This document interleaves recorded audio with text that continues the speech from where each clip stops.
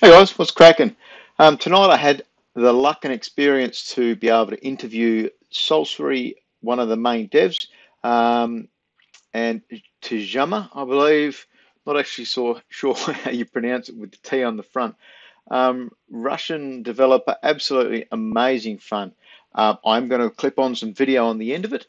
Um, and we're going to go through it quickly, and then I'll play that video at the end. And I was so super impressed. For me, this is my first, so I have clipped the video together. I was trying today to get streaming working.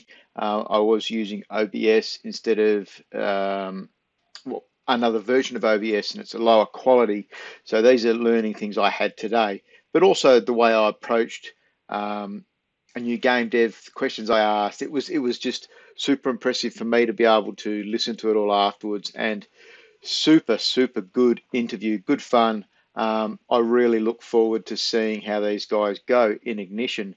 They've re-entered into a second hackathon.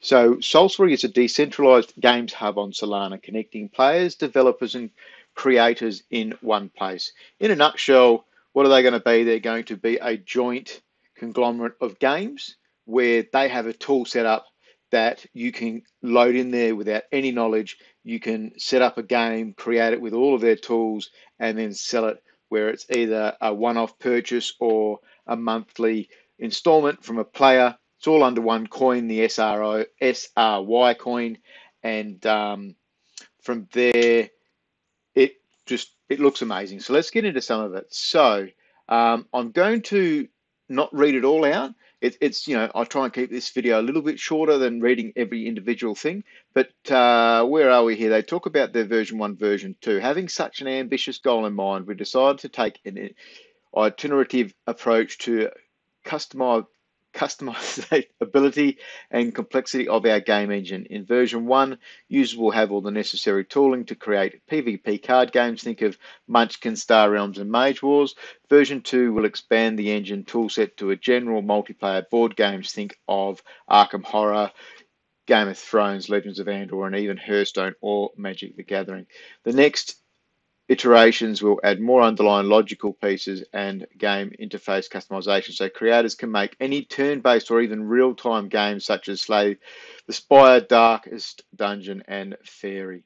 So problems we solve for the game creators: you don't need to know how to code. You don't need to know the rules. You only need to know the rules your game should have and how it should look. You don't need prior knowledge of how blockchains and Solana in particular work. We manage your accounts and your transactions flow under the hood. You assemble your game in our engine, select a monetization model and publish it. We will mint you an NFT, which you then passively provides income for all future games, sales, or subscriptions. There is no middleman, no legal entity formation, only verifiable and transferable on-chain ownership. The moment you publish, you get access to the whole player base of Solcery. You don't have to launch your own game token. All games are sold for the native Solcery token, SRY, which will also be used for in-game purchases. Later on, you'll see as well, it's how they use it for their competitive play. So it's not really PvP, so to speak, but you may have a card game, and later on you can think, okay, I've played this a fair bit. I'm good. I want to put some money on the table and see whether I go up or down in the rankings. Problems we solve for players: single entry point into all the games published in the Solcery store. Single protocol token needed to buy game subscriptions and in-game items or participate in the ranking system. Single per-game rating and matchmaking system shared between all products on Solcery. Future cross-platform compatibility for the Solcery client application. A greater possibility for all games you play to become interoperable along with the capacity to share metaverse traits. There's so much to unpack in this. It's certainly, I've read it a couple of times. I've done the interview and I've reread it again. And I think I could read it a couple more times to kind of get the whole lot of it. It's really cool. It's going to be something that Solana could really gobble up. Some of the games out there at the moment could actually benefit to join this. There could be NFT projects that could benefit to join this.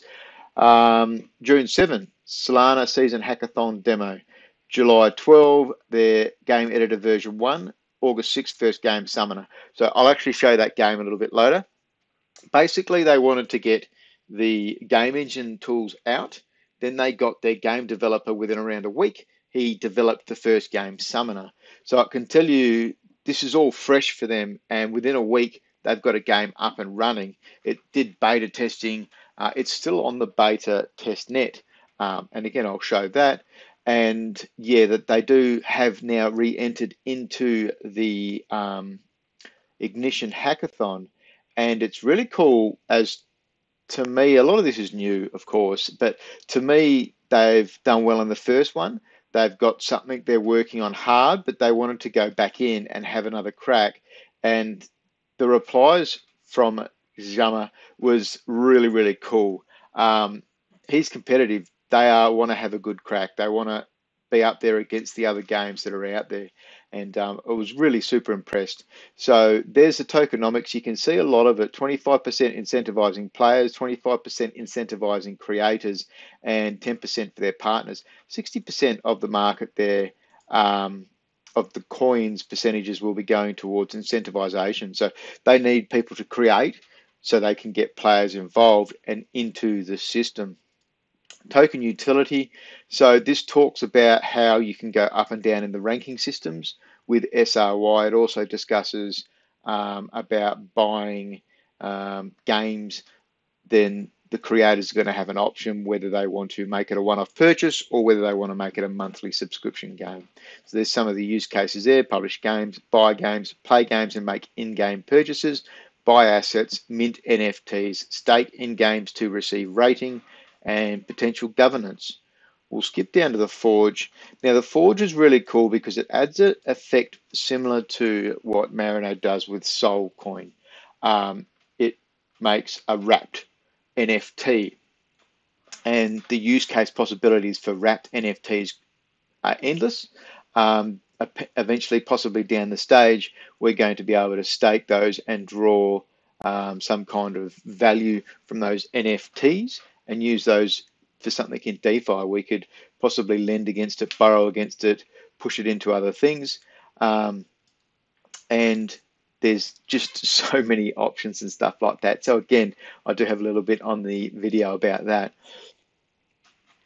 So the Solcery database, sharpened specifically for Solcery runtime, can be utilized as a stack memory and be accessed during Solcery virtual machine execution. Thing is, with a lot of the programming side of it is I'm not the right kind of person to analyze it, but listening to some of the talk about the specifics about Nick, let's have a look, where was that, the team. So Nick must be TZ, might be a game name or a game tag. 10 years of game dev experience in different roles: game design, back-end and front-end, programming, team lead, has been designing the architecture and tooling for the abstract game engines while working in Game Insight Studio, loves Math and Heroes 3. Tjumma studied macroeconomics and international politics in university, has been a professional poker player, studied game design in Vancouver Film School, worked as a game developer, and then you've got Elidor, I believe must be the one that has made the game. So let's have a quick look at Summoner, and we will go into the DevNet. So you see here pretty cool graphics, like the cards even look pretty cool. So I'm not sure how many artwork. I think there's 5 in the team. Really, really impressed. It has a rough explanation of the game there. The turn sequences, very reminiscent to Magic the Gathering, where you play your hand, but it's different. There's no like casting costs, I believe, but you can play your cards in order. You use all of your cards per turn, and then you get more from your stack. It's something I didn't get a chance to play a game tonight, but I aim to start doing some kind of streaming where we get people to play these, just play them on the night. Spend 5 minutes while we're on stream having a bit of a play whilst discussing, just chewing the fat about things in blockchains, gaming, in Solana, successes, failures, but also having a bit of fun while we do it. There's no need why we just have to sit there and stare at a blank screen. So let's have a quick look here. Got it logged in. You always want to check to make sure you're on the DevNet. You can also set it up to auto, apparently auto accept. the trades on here, because you're on DevNet, there's not going to be any issue there. You've just got to obviously be careful when you do those kinds of things. Use safety. And you can see here, there's your health pools, there's your cards. And the thing is, I haven't seen, there is a timer on this. If that times out, the player goes AFK, then there's a possibility that I think you get Sol. And again, it's on the testnet, so you're not gaining Solana. But I haven't seen the game play out, so I do want to play this with one of the lads and get into it. So it does look really super cool. Super impressed with the whole lot. Like, this was very exciting for me to do this tonight as my first time. Tjumma was really cool, easy to talk to, fluent, and hopefully successful. So yeah, hope you guys liked, and thank you, Mother, for the rabbits. Yeah, we at first want to let people just bring any NFTs from other games, or not even games, just NFTs on Solana, and use them as in-game assets, and precisely unique assets. So those NFTs will get unique abilities. They won't be the same thing in the game. Your DigiNape will become like a monkey card in one game with the ability to, I don't know, throw bananas, and is going to be a playable character in the other game, etc. And yeah, then later we will probably play with some DeFi tooling to make to let people be able to stake their NFTs, to receive interest on their NFTs, to borrow them for some game session or tournament. Imagine like you'll be able to borrow cards for your deck before a tournament because you don't owe them, but you can kind of rent them. But yeah, it's gonna come up much later. For now, we just wanna onboard all the NFT projects to the Solcery. And we also were reached by Exiled Apes community because those guys really want to distinguish themselves from Digital Apes, so they wanted to make some meaningful gaming experience for their NFTs as well. But yeah, once we're live, once everyone sees how it actually works, I believe we'll have a pretty strong interest from those communities that do not have gaming project and game development teams behind them. So maybe not Aurori, maybe not Star Atlas, but all the other ones might be interested. Because I mean, some NFT projects are indistinguishable. 10,000 penguins, 10,000 lions, 10,000 apes, whatever. I mean, art is different, but generally they don't have anything else going behind the scenes. And here you'll have a separate game where only penguins are allowed, or the penguins are all powered in this game and everyone wants to own them. It just adds a layer of value to those NFTs. And also, these wrapped NFTs will be Metaplex compatible, so you'll be still able to trade them on any Metaplex storefront. But we will take much less fees, or probably won't even take our additional fees from trading those. So if you have a DigiNape now, I believe you're paying 3% trading fee to Solanart if you're selling it on Solanart, and then on top of that, 5% to the creators of DigiNapes. But once you bring that DigiNape to us and to the Forge, wrap it in the Solcery NFT, you'll be able to trade that Solcery NFT without that additional 5% to the creators. And right, so it creates an entirely different market again, kind of like your wrapped Sol with Marinade. Yeah, exactly. Because we believe 5% fee on trading NFTs is insanely high. Like it's super bad for the whole ecosystem. 5% is a large fee. That's right. Even DeFi doesn't go through those kinds of fees. Exactly. So, yeah, once we have that wrapped NFT being legitimized, like by storefronts and by players themselves, once they see it as the same value or higher value asset than their original NFT, we can develop into integrating it with DeFi things. Once any DeFi protocol supports having NFTs as collateral, we will go there and we will offer them to use Solcery NFTs as collateral. And it probably will be easier to support only Solcery NFTs for some of those DeFi protocols, since we'll accumulate all the NFTs from Solana, all the small projects, all the big projects, and supporting only one type of protocol, being Solcery NFT, will be easier than just going with all the rest. So it might actually help people reach the market, those who create NFT projects. That is no, that's amazing. It's gone a lot further than I expected. A lot more information already than I've kind of expected to get. Um, I've got a whole bunch of questions written down.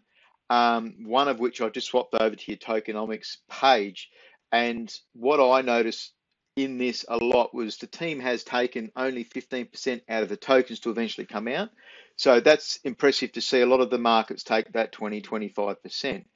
But it seems that you're putting a lot of it into incentivization for players, content creators, and partners. Was that like a marketing plan that you guys talk about it with your own team? You know, like you need people playing and adopting this. Well, yeah. The plan is to incentivize game creation first, because that's the gist of our protocol. The more products we can offer to gamers, the better the experience is going to be, and the longer they stay with us and support us. So yeah, first we'll put a lot of tokens into incentivizing people who actually make experiences. I mean, it's still in the works, but the main idea is to have a storefront where all the games are published, but in that storefront we'll have some kind of a rating system depending on what is popular and what's not. And those creators will be competing with each other for like top 1, top 2, top 3 slots on the storefront, which will be incentivized by our token. So if you make the best game on Solcery, you'll be getting the biggest amount of Solcery tokens per day or per month. Like we still have to settle on that. Yeah, and the second stage is to incentivize players. So the earlier adopters who come and try out all the experiences, rate games, select what works best, find some bugs, give feedback on the user experience. Those guys should be incentivized by our protocol as well. And if they put enough effort to be skilled in any particular game, especially if that game is popular and well developed, they'll get Solcery tokens for it. Very good, very good. I've just put you on full screen. I noticed a couple of bottles of vodka in the top there. No, that's my reserve. I don't drink alcohol. It's just for like someone Just who stays. Just a very racial profiling here. You're in Russia, you've got the vodka in the Yeah, back there. It does look yeah. like a I know. party I should bottle at the probably same hide them. time. So No, no, yeah. it's, if you see mine, I've got work jackets behind. I'm disappointed that the camera's not there. Like I've been very open with just putting myself having a laugh on videos, and it's adds it all to it. Um, Looking at your time frames between version 1, version 2. So I'll go back to your roadmap here. Your roadmap is quite spread out. Is that because you've got it's a smaller team and it's hard for you guys to set, you know, such a really super quick um, to launch? Yeah, so at the start there were only two of us, me and my friend Nick, and we started in May when the second Solana hackathon took place. So we made the first very early version of our game editor and some little game experience as our submission, and then started developing it, onboarded a few more people. But yeah, the thing is, right now we are finishing up things with our seed round, getting investments, and after that we'll be able to onboard a lot more people to just help us speed up the development. But right now, first the legal entity setup and the game development happen in parallel, and then the Solcery editor development and Solcery second game development and the Forge also happen in parallel. That's why it's all spread out, and we are trying to make it on time. We're trying to create a really nice wrapped up product for the Ignition hackathon submission. And probably you'll hear more about what's coming on with us in like a week or two. We'll show screenshots, we'll show videos. And there's 5 of you now in the team. You had said Nick is in France as well. Is that right? Yeah, that's right. Nick is in France, and we have several more people from Moscow. We have an insanely good Rust developer. who is actually specializing in mathematically proving that any piece of code is bugless. I mean, I have no, I have no idea how it works, but yeah, I believe it's something distinctly similar to zero knowledge proofs happening on Ethereum, or maybe on Solana too. Yeah, so somehow proving buglessness of the code, and that's going to be very useful for us since the whole game logic of Solcery is being posted on chain, and people need to know that it does not have any bugs, that their NFTs are not gonna transfer somewhere that they shouldn't, etc., and that the logic itself is bugless, meaning that the result of the game will be fair all the time, and it must be proven and it must be verified later if anyone has any doubts. So yeah, we have a game designer who helped us make our first game, Summoner. We gave him the editor, and he just assembled it in a week or two. He had it ready, and that kind of shows how fast you can develop things I in do love the Solcery once you artwork don't that need I've to. seen for it and Yeah. the cards and that they do look impressive. That's why when I first read you over and then I went and compared it to the time frame, I kind of thought, wow, you've got a game, you've already got your mechanics, you've been in one hackathon in June, and now you're re-entering another hackathon, being Ignition. So what what what's the plan there? Why do you go back into a second hackathon? So into Ignition now? Is it to Uh, expand on your initial entry? it's to show how much we have made in this 3 months separating those hackathons. We have a lot more than we first had. Back then, we did not know how to write Rust code. We did not know what exactly we want to do, and we pivoted our vision several times after that hackathon. Now it's settled down. We know the future that we want to see, how Solcery will look, and yeah, I mean, the gaming track is gonna be much busier during this hackathon, but I believe we have good chances of succeeding and taking a place there. Uh, yeah, Ignition just gives you a good recognition tool. I mean, if you win something, if everyone in the industry, being judges and other people who just scroll through the hackathon submissions, see your project, it's good for both you and them. So yeah, it gives us like a marketing tool, and we also want to compete. I mean, we're a bit competitive. We believe we've made something good, and we have great plans. So yeah, we will just give it up for judgment of professionals. Super impressive. I love the answer you've just given. It's good to have competitive edge, I guess, especially when you want to create a gaming system which is going to be based around PvP.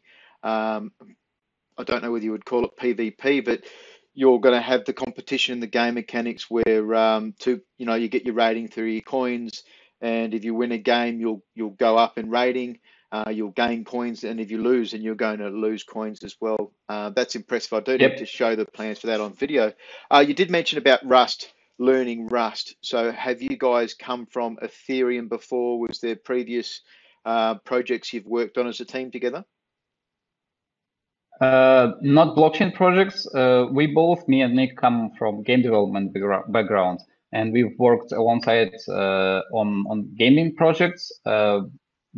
I have played a little bit with Ethereum smart contracts, but I did not like it, and Ethereum is not really well suited for gaming, at least gaming that we envision. So yeah, we did not have much experience with Rust either, but Nick has a lot of experience with other languages, being like Lua, that support backend programming, and the transition was pretty smooth for him. I mean, it took him like a week to get to start to write smart contracts programs in Solana, and then it just was snowballing. And now he's pretty confident with our Rust architecture because he knows how to architect things, specifically gaming backends, gaming engines, because he has done that so many times. He just had to translate it into Rust, basically. I do have a note I've kind of had a thought. Are you familiar with your Star Atlas with the launch they've done over the Galactic Asset offering? How that's happened. They've done that in two Yep. phases at the moment. And then within 1 or 2 days after that, they had the FTX skin launch. Have you seen anything of those? I've seen their marketplace. I've bought some skins, some ships, and I had the posters back from summer. Also bought up, so I got some nice loot from them So some of the this month. rebirth posters, how far down this tree did you go? How many posters did you get? I had 5 up to Love 1. Yeah, Um, the so BOP, the tier love. 2, I Yep, believe. that'd be tier two. That's Yeah. right. That's amazing. It's funny to see you have a lot of people that say they're fans, but they only bought one, two, or three posters. So to get five is an impressive level. That's really cool. Have you looked at considering then? So have you said you bought skins? So have you bought the FTX skins yourself or second hand from the marketplace, something like that?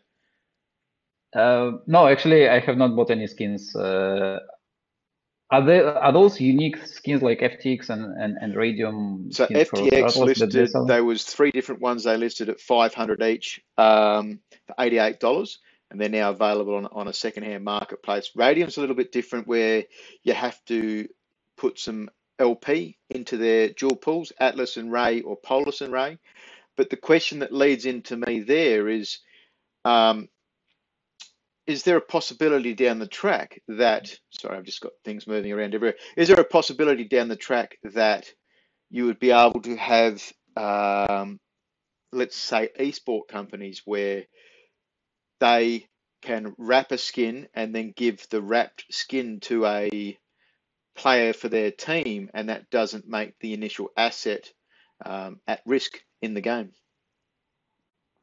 Oh, that's a good question. I don't think I can answer it now. I mean, I need to think about it and talk to Nick about it. But yeah, that's a cool idea.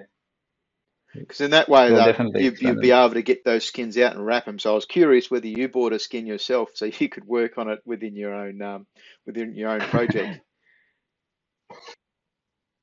Yeah, well, now I'll probably.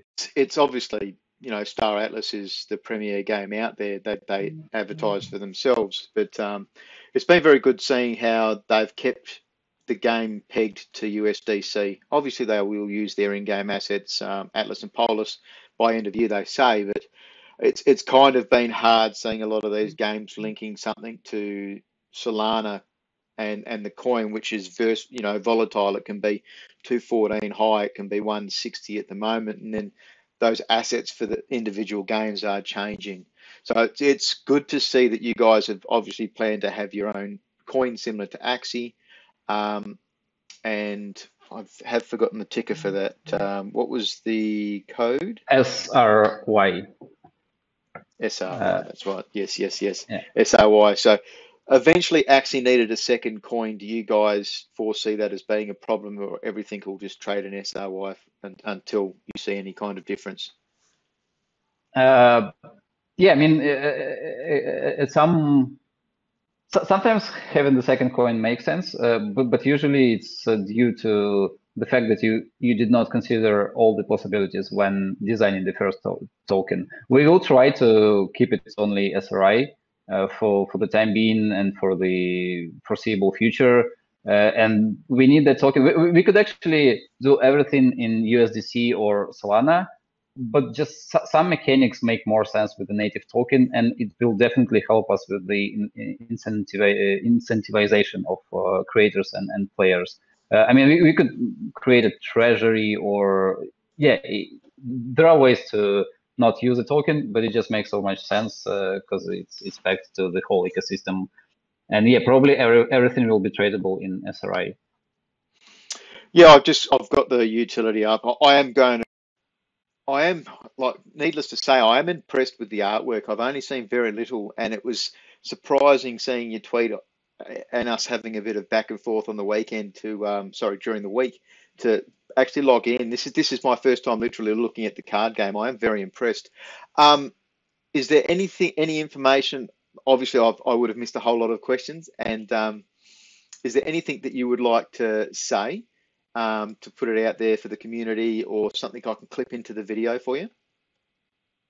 Oof, that's hard. I did not prepare for that actually. I did not know you're gonna record. But yeah, I don't know. Generally, just wait for hackathon submission. It's gonna be great. Bring your NFTs. We're gonna onboard them all eventually. And yeah, we welcome any communities that want to develop their little game experiences or big game experiences, depending on the size of your team, to Solcery. We will walk you through. We'll create templates for you, and you won't need to write code in Rust to make your games. Yeah, basically that's it. So there you have it. Hopefully it's not too horrible and mashed together. I really hope it does come across as good as it deserves. And I really wish Tjumma and the boys and potentially girls, the five, the team in Ignition, I wish them well. And the community, hopefully we get to see more soon. Yeah, cheers. Enjoy, guys.